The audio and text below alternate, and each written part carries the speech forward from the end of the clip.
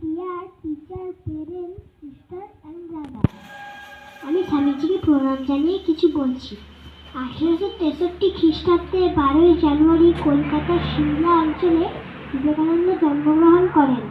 তার পিতার নাম বিশ্বনাথ দত্ত, মাতার নাম ভুবনেশ্বরী দেবী।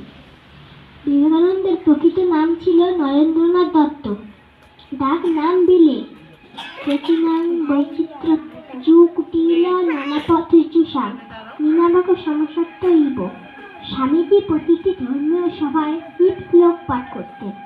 এটির অর্থ এইরূপ: বিভিন্ন নদীর উৎস বিভিন্ন, কিন্তু তারা সমুদ্রে গিয়ে মেশে। আবার মানুষ বিভিন্ন জাতির হয়েও রুচি আলাদা, কিন্তু কামনা একই। স্বামীজি হিন্দুদের কথা বিশ্বমঞ্চে তুলে ধরেছিলেন। তিনি বেদান্ত দর্শনের কথা বলেন। প্রত্যেক জীবই ঈশ্বরের প্রতিমূর্তি, যত্র জীব তত্র শিব। স্বদেশবাসীর প্রতি তার বাণী ছিল, ওঠো, জাগো, লক্ষ্যে না পৌঁছানো পর্যন্ত থেমো না।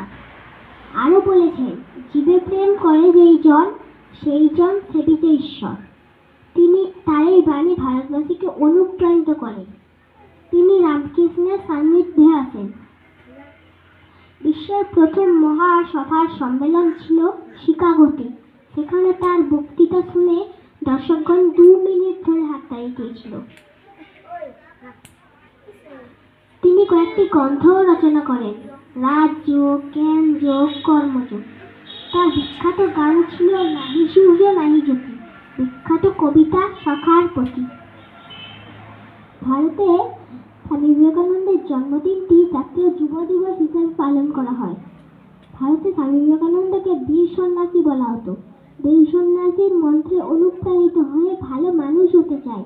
বীর সন্ন্যাসী অমর রহে অমর রহে।